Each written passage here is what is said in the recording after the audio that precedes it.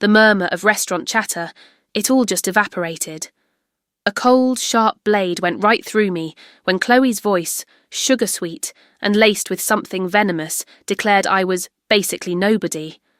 And I quote, "The words hung in the air above the lukewarm Prosecco and the half-eaten avocado toast, a toxic cloud that suffocated the celebratory mood.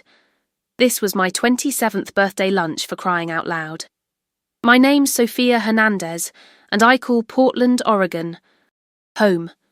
Usually I'm pretty good at rolling with punches, navigating the tricky currents of family gatherings. But this landed differently. My stomach performed an immediate sickening somersault. Across the table, Chloe, my older sister by a mere 18 months, offered a small, knowing smirk, as if she'd just landed a decisive blow in some invisible sibling boxing match. Her comment wasn't a throwaway line either. It was delivered with surgical precision.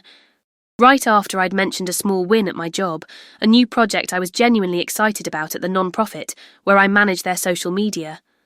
A genuine flicker of joy had just sparked within me, and she'd extinguished it with a single, perfectly aimed phrase.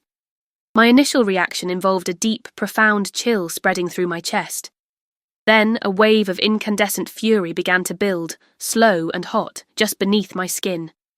How could she, on my day, in front of our mum and a couple of bewildered family friends, just unleash that?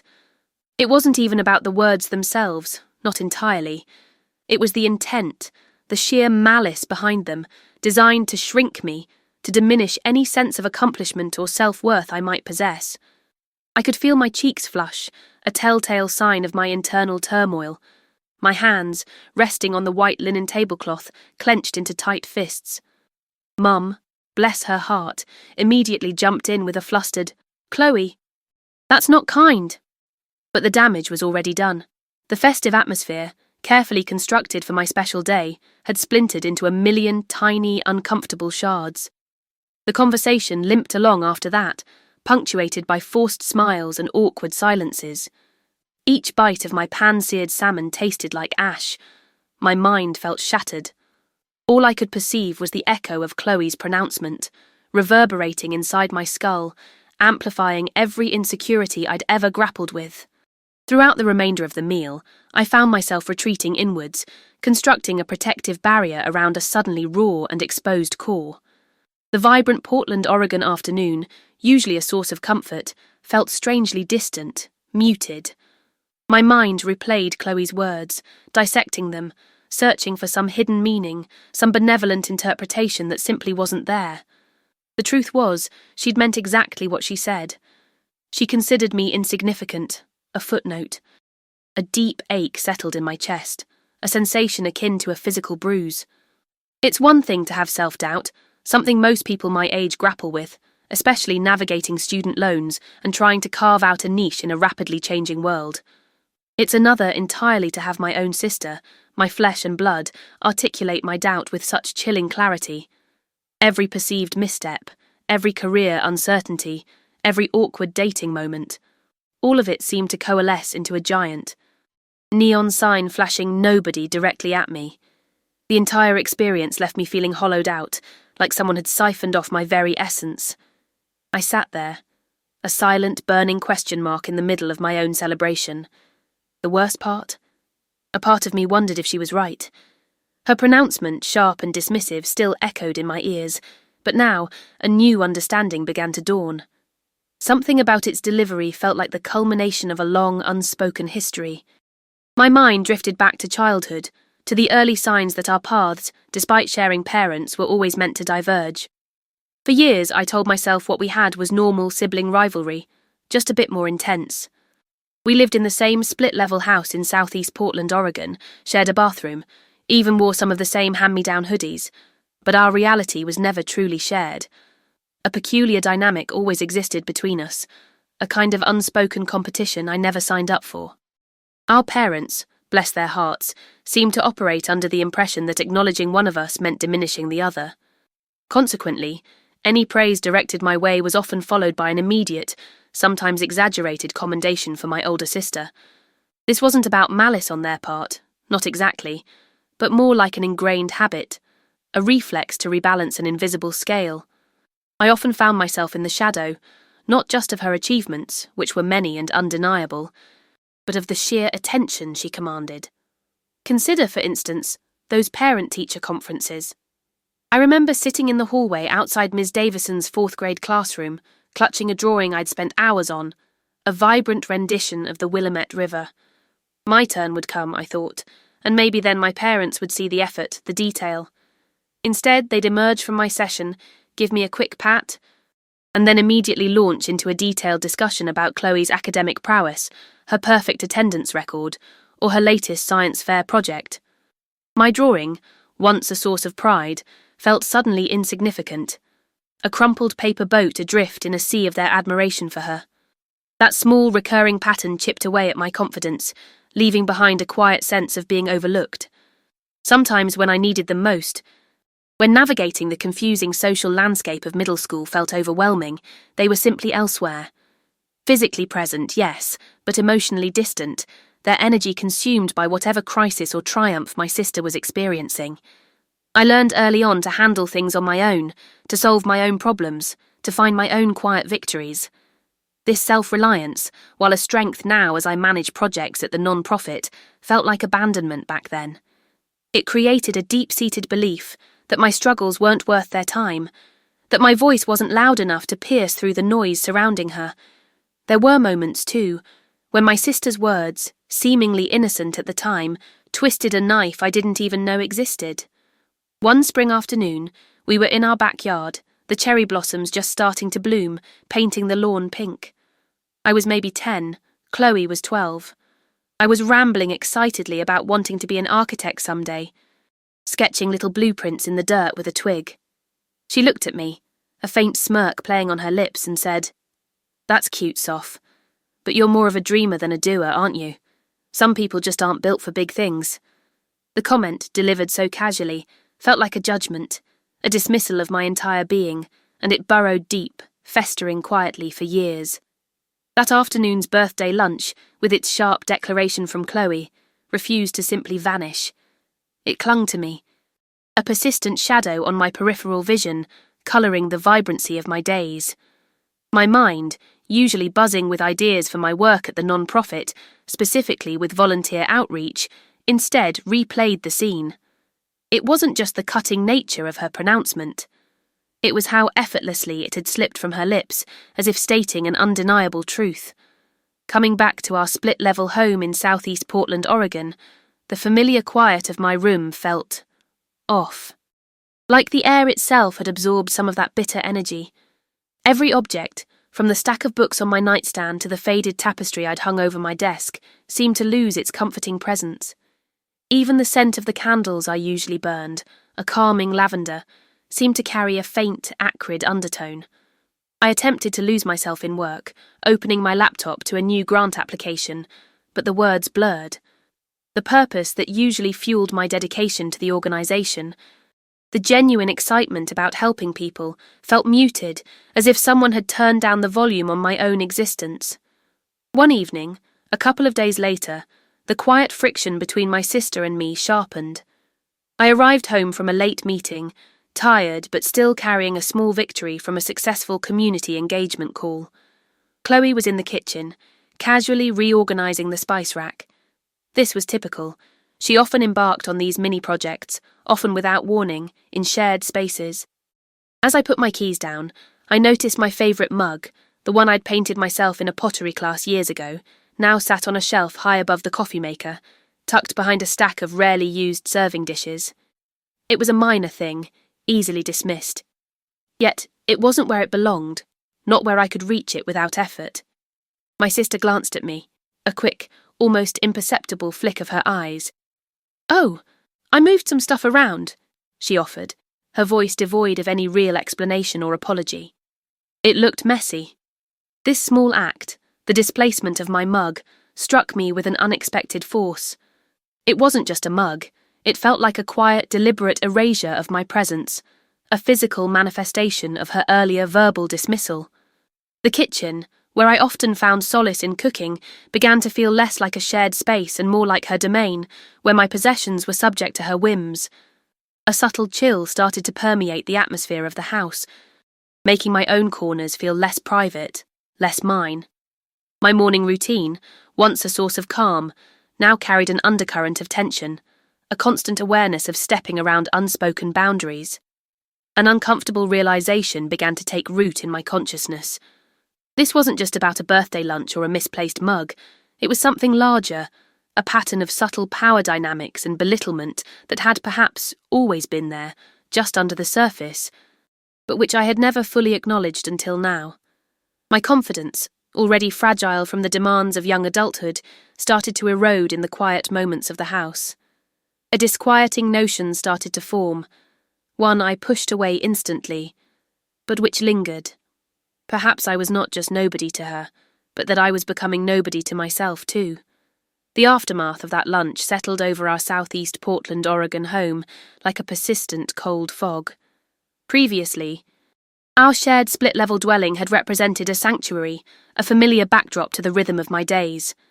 Now each corner seemed to harbour a quiet menace, a memory of remarks uttered over birthday cake. Waking up the next morning, the simple act of brewing coffee became a minefield. The scent of roasted beans, usually a comforting aroma, seemed to carry an undercurrent of tension, a silent accusation. I'd walk past Chloe's closed bedroom door, holding my breath, hoping to avoid any interaction. The very air felt thick with unspoken resentments. Navigating the routine of preparing for my work at the non-profit, work I genuinely felt excited about, became an exercise in emotional contortion. I'd try to hum a tune, to pretend the previous day's lacerating comments hadn't burrowed under my skin, but the melody always faltered. Checking my phone, scrolling through social media, presented another challenge. Every notification, every photo of smiling friends, offered a stark contrast to the emotional void that had opened within me. I found myself instinctively checking for a message from my older sister, a flicker of apology or acknowledgement, but the screen remained stubbornly blank where her name should have appeared. The digital silence felt heavier than any shouted argument. Later, while I was making dinner in the kitchen, a space Chloe and I had navigated together for years, the quiet grew deafening. Chloe entered, grabbed a snack, and exited without a word. No eye contact, no casual inquiry about my day. This calculated lack of engagement felt like a deliberate act of erasure. I attempted to bridge the chasm, mentioning a funny email from work, a light-hearted attempt to return to some semblance of normalcy. My voice sounded oddly fragile in the vast quiet. Chloe offered only a non-committal grunt from the living room, her attention clearly elsewhere, presumably glued to her phone.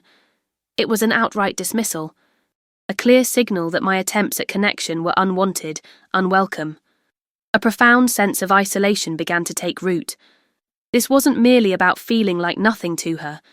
It was the chilling realization that I was becoming nothing to myself, diminished by her perception. The inability to articulate the extent of my hurt, to have it acknowledged, was suffocating. I needed to express the profound discomfort, the gnawing ache her declaration had caused, but the opportunity never materialized. Any hint of vulnerability on my part seemed to be met with an impenetrable wall of indifference. It was as if my feelings were inconvenient, an annoyance to be swept under the rug. That evening, a wave of exhaustion washed over me.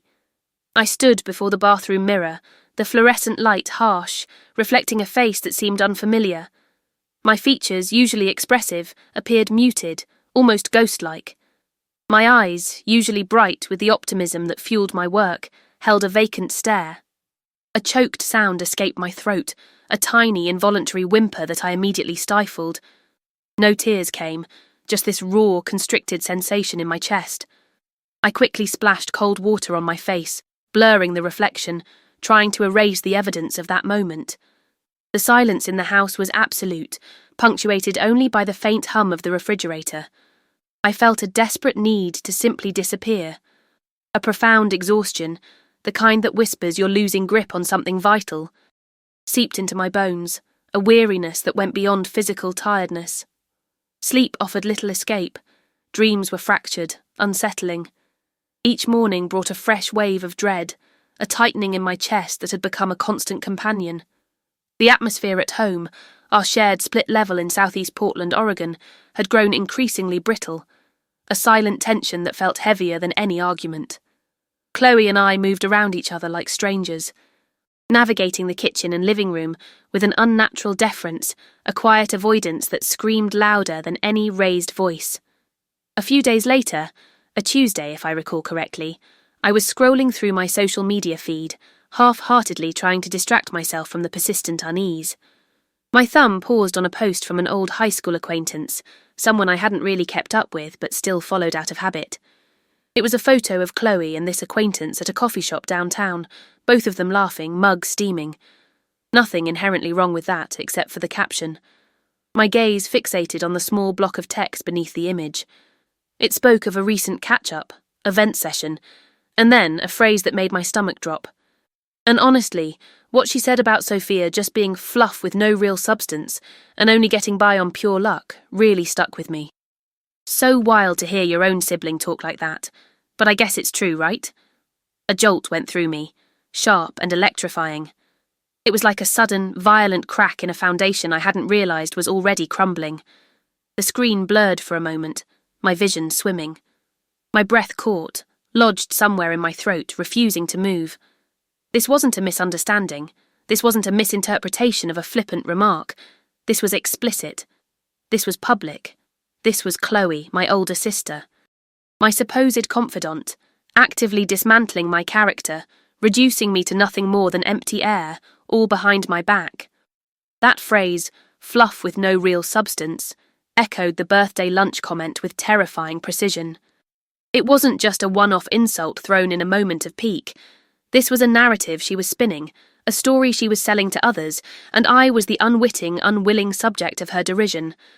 A searing wave of indignation washed over me, hot and dizzying. It was a new kind of anger, one laced with profound hurt and a crushing sense of betrayal. The feeling that had been gnawing at me, the vague suspicion that her words held deeper meaning, solidified into a monstrous, undeniable truth. My mind raced, replaying every dismissive look, every subtle jab, every seemingly innocent question that had actually been a veiled criticism. The way she had always downplayed my achievements, casually redirected conversations away from my triumphs, subtly undermined my confidence. It all clicked into place with horrifying clarity. This wasn't accidental, it was orchestrated. Her goal wasn't just to assert her own superiority, it was to diminish me, to ensure I occupied a subordinate position in her world, to cement the idea that I was indeed nobody. A cold dread spread through my limbs. The realization that she had been actively working to erode my sense of self, not just in my presence, but also in conversations with others, was a devastating blow. My trust in her, already fractured, shattered completely. The bond of sisterhood, something I had always believed to be unbreakable, felt like a brittle, hollow shell. It was a calculated campaign, a quiet, insidious erosion of my worth. The sting of humiliation was intense, burning my cheeks. To think that others might see me through her eyes, might believe her version of me, a version where I was merely fluff. It felt like a public stripping away of my identity, a deep, personal violation. A profound, aching emptiness began to spread through my chest, as if something vital had been ripped away, leaving a gaping wound. The ground beneath me felt unstable. My internal world was collapsing. A profound weariness had settled deep within me, the sort that drains all colour from the world. Understanding that my own sister, Chloe, had deliberately tried to chip away at my core being, that she had worked to diminish me, left me feeling raw and exposed. This revelation, though agonising, brought with it a flicker of defiance. If she could actively undermine me, then surely I possessed the power to actively protect myself. My phone felt heavy in my hand that night. I navigated to the social media app, the one where I'd often scroll aimlessly, half-heartedly trying to connect with a world that often felt distant. My fingers hovered over Chloe's profile. For years, her online presence had been an extension of her real-life critiques, subtly curated to highlight her achievements while making mine seem inconsequential, merely fluff. A deep breath filled my lungs, then slowly released. I tapped. Unfollow. Unfriend. It felt like severing a phantom limb, an ache of old attachment mixed with a sudden, liberating lightness. This small act, the displacement of her digital footprint from my daily view, was a quiet declaration. The next morning, navigating the familiar split-level house in southeast Portland, Oregon, where we had lived together for so long, felt different. A new resolve underpinned my steps. Previously, our routines had intertwined, a constant, often unspoken negotiation of shared space and unspoken expectations. Today, I moved with deliberate autonomy.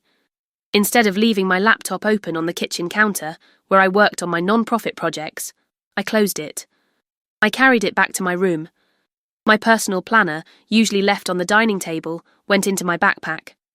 These were tiny shifts, almost imperceptible to an outsider, yet for me, each action was a brick in a new wall, a boundary I was constructing around my private world. Chloe noticed. Of course she did. She possessed an uncanny radar for any deviation from her established order. One morning, as I poured my coffee, she remarked, her voice a little too casual, "You've been very contained lately." My gaze met hers for a fleeting second.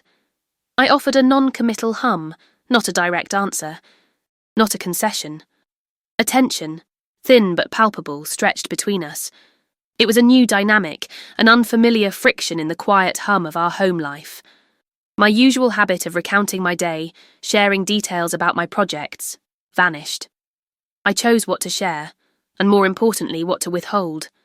Information became a currency I guarded fiercely. The fear, that gnawing apprehension of her disapproval, still lingered, a phantom limache that would flare up unexpectedly. Yet underneath it, a nascent strength bloomed. I started making plans without consulting her, small independent ventures, a solo hike on the Wildwood Trail, an evening class on digital art, dinner with friends she didn't know. These outings weren't defiant gestures, they were simply my choices, made solely for my own fulfillment. The need to justify my actions, to explain my whereabouts, began to recede. One afternoon, Chloe asked me to run an errand for her, something I would ordinarily have done without a second thought.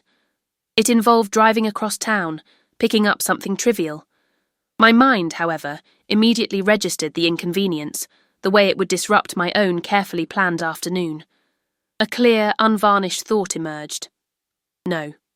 My lips parted, and a single firm word emerged, soft yet unyielding. I can't. It was not an apology, not an excuse, simply a statement of fact, a refusal. Her eyes widened, a flicker of surprise, then something colder. I didn't elaborate. I didn't offer an explanation. I just walked away, the silent no hanging in the air, a definitive line drawn in the sand.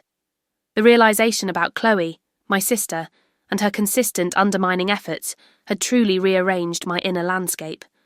After that particular afternoon when she had requested the errand, I found myself re-evaluating so many past interactions. It wasn't an easy process.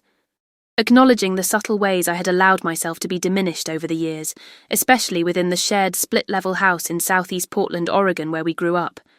That dwelling, once a haven of childhood memories, now carried echoes of unacknowledged barbs.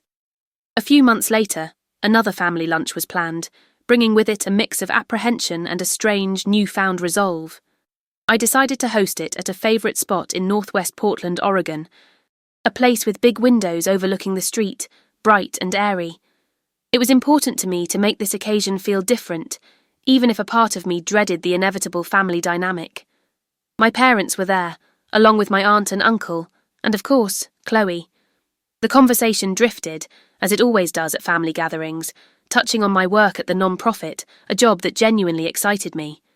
I even mentioned a new initiative I'd poured my creative energy into. Then, a lull settled over the table for a moment. Chloe leaned forward, her voice low and almost conspiratorial, yet carrying enough projection to reach everyone. My work, she commented, while nice, was fluff. Then, without missing a beat, she added that I was nobody in the grand scheme of things, certainly not making any significant waves. A familiar sting pricked my eyes, the same sensation from when I was perhaps 10 and she was 12. Listening to me ramble excitedly about wanting to be an architect someday, only to be met with her dismissive scoff. This time, however, her pronouncement at the lunch felt different. It didn't gut me in the same visceral way. A calm resolve began to solidify inside me. Moments later, As if by some unseen orchestration, a distinguished man at an adjacent table, Judge Davies, as my father later confirmed, stood up. He'd overheard snippets of our conversation, particularly my earlier enthusiasm for the non-profit work. Judge Davies raised his water glass, a gentle smile on his face. His voice clear and resonant, he began speaking, not directly to our table, but addressing the room in general before slowly turning his gaze toward me. He spoke of the importance of community work, of the quiet heroes who dedicate their lives to making the city a better place, of program managers like me who build foundations for positive change. He then offered a toast, acknowledging the vital, often unsung contributions of individuals who genuinely care. He remarked on the profound impact such dedication could have, calling it the very essence of civic duty. His words were a balm, a stark contrast to the venom Chloe had just delivered. That unexpected moment with the judge, a complete stranger, served as a potent counter-narrative. It highlighted a painful truth. I had permitted Chloe's perception to define my self-worth for far too long. Her words were merely a reflection of her own insecurities, projected onto me. I recognized then that my journey hadn't been about becoming nobody to her. It was about becoming nobody to myself, diminished by her constant perception. The judge's unsolicited affirmation did not magically erase the past, nor did it mend the fractured relationship with my sibling. That deep-seated hurt, the years of subtle erosion, lingered. Yet a crucial piece of my being, my very core self, had reasserted itself. I grasped that my value was not contingent on her approval. The dynamic between Chloe and me shifted irrevocably after that lunch. There was no dramatic confrontation, no grand apology from her. Such an event would have been entirely out of character for her. Our interactions became less frequent, more formal, lacking the forced intimacy that once defined them. I stopped chasing her validation, stopped trying to fit into the mold she had designed for me.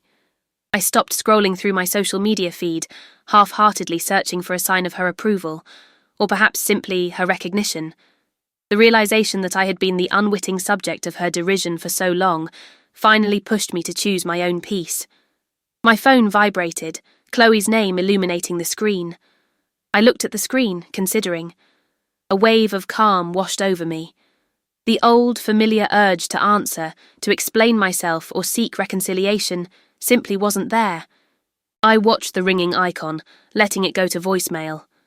The quiet affirmation of that judge, a total stranger, had resonated more deeply than any familial connection ever could, reminding me that my worth was inherent, not something to be bestowed or withdrawn by anyone else's opinion.